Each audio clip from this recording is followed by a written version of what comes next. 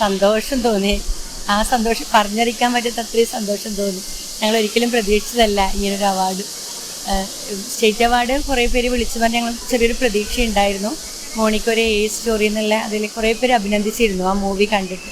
അപ്പോൾ ഞങ്ങൾ state award എന്തായാലും ഈ വർഷത്തെ മോനുണ്ടാവുമെന്ന് പറഞ്ഞ ഒരു പ്രതീക്ഷയിൽ സ്റ്റേറ്റ് അവാർഡ് പ്രഖ്യാപിക്കുമ്പോൾ ഞങ്ങളൊക്കെ ടി വി കണ്ട് വീട്ടിലെല്ലാവരും കാണുന്നുണ്ടായിരുന്നു. പക്ഷേ അതില്ല എന്നറിയുമ്പം എല്ലാവർക്കും ഒരു സങ്കടമായി. ഞങ്ങൾ ടി വിയൊക്കെ ഓഫ് ചെയ്ത് ഒരാളും ബിസി ആയിപ്പോയി, ഞങ്ങളുടേതായ തിരക്കിലായി. പിന്നെ എൻ്റെ ഒരു ബ്രദറെ വിളിച്ച് പറഞ്ഞു മോനാണ് ഇപ്രാവശ്യം നാഷണൽ അവാർഡ്, അല്ല മോനാണ് അവാർഡ് എന്ന് പറയുമ്പോൾ ഞാൻ അയ്യോ അവാർഡ് ഇല്ല, അത് പറഞ്ഞതേ ഉള്ളൂ എന്ന് പറഞ്ഞു. അപ്പോൾ പറഞ്ഞു അല്ല നാഷണൽ അവാർഡ് ഇപ്രാവശ്യം മോനാന്ന്. ഞങ്ങൾ സ്റ്റേറ്റ് ആയിരുന്നു, സ്റ്റേറ്റ് ഇല്ല, അപ്പോൾ അവർ വെറുതെ പറഞ്ഞു എന്നുള്ളതില്ല. അപ്പോൾ അല്ല നാഷണൽ അവാർഡ് മോനാന്ന്. ഞങ്ങൾ വെറുതെ പറ്റിക്കല്ലേ എന്ന് പറയുമ്പോൾ അല്ല നീ ടി വി വെച്ച് നോക്ക്. അപ്പോഴാണ് ടി വി കാണുന്നത്. പിന്നെ എല്ലാവരും കൂട്ടക്കരച്ചിലും ആർപ്പുവിളിയൊക്കെ ആയിരുന്നു വീട്ടിൽ. മോനും ഞാൻ പറഞ്ഞു മോനും തീരെ വിശ്വസിക്കാൻ പറ്റിയില്ല. അമ്മ വെറുതെ പറയല്ലേ എന്ന് പറഞ്ഞു മോനെൻ്റെ അടുത്ത്. മോന് ഭയങ്കര സന്തോഷം പോയി. എല്ലാവരും ഭയങ്കര ഷോക്കഡാണ്.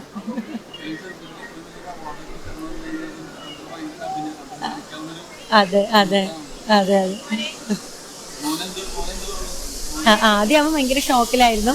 പിന്നെ അമ്മ ഒന്നും കൂടെ നോക്കി ടി വിയിൽ എല്ലാ ചാനലും ഒന്ന് വെച്ചു. ഞങ്ങൾ ചാനലൊക്കെ മാറി മാറി അധികം മീഡിയാസിന് വിളി വന്നു. ഓരോ reporter channel, Manorama news, Asian news, അങ്ങനെ ഓരോന്നും വിളി വന്നു. മോനായിട്ട് അവർ ഓൺലൈൻ ഇൻ്റർവ്യൂ നടത്തി.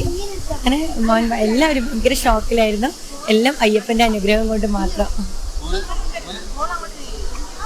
എടാ ഇങ്ങോട്ട് നോക്കാം. നാഷണൽ അവാർഡ് കിട്ടിയപ്പോൾ ഒരുപാട് സന്തോഷമുണ്ട്. ഞാൻ തീരെ പ്രതീക്ഷിച്ചില്ലായിരുന്നു കിട്ടുമെന്ന്. വിശ്വസിക്കാൻ എനിക്ക് ഇപ്പോഴും പറ്റുന്നില്ല. അതെ.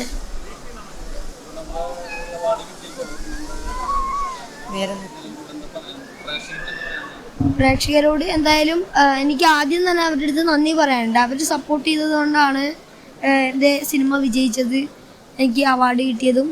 അതുപോലെ മാളികപ്പുറം ഫുൾ ക്രൂവിനോടും.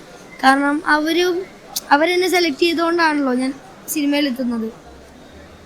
അതുപോലെ തന്നെ വേറൊരു കാര്യം എന്ന് പറഞ്ഞാൽ അവരെന്നെ ഇതുവരെ സപ്പോർട്ട് ചെയ്തതുപോലെ തന്നെ ഇനി വരാൻ പോകുന്ന സിനിമകളിലും സപ്പോർട്ട് ചെയ്യണം. അതെ അതെ പ്രേക്ഷകരോട്.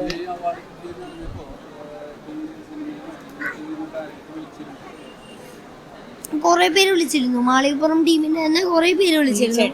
പിന്നെ ഉണ്ണിച്ചേട്ടൻ, വിഷ്ണു ചേട്ടൻ, അങ്ങനെ കുറെ പേര് വിളിച്ചു. മറ്റു മൂവിയിലെ ഡയറക്ടേഴ്സ് ഒക്കെ വിളിച്ചിട്ടുണ്ടായിരുന്നു. Arjun Ashokan.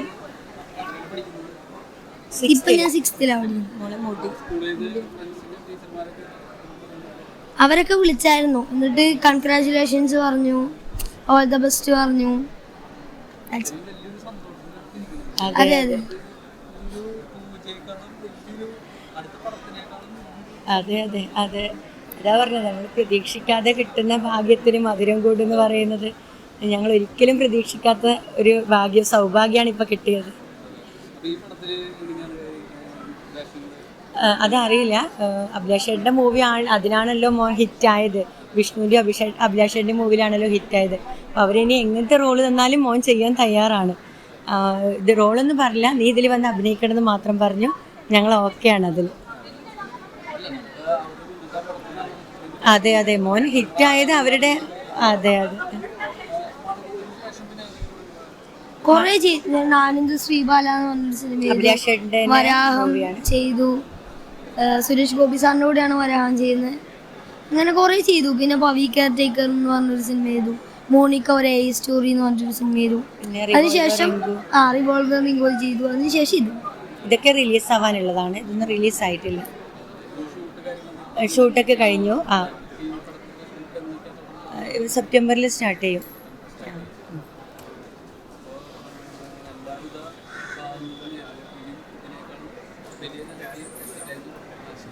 Thank you. Okay thank you.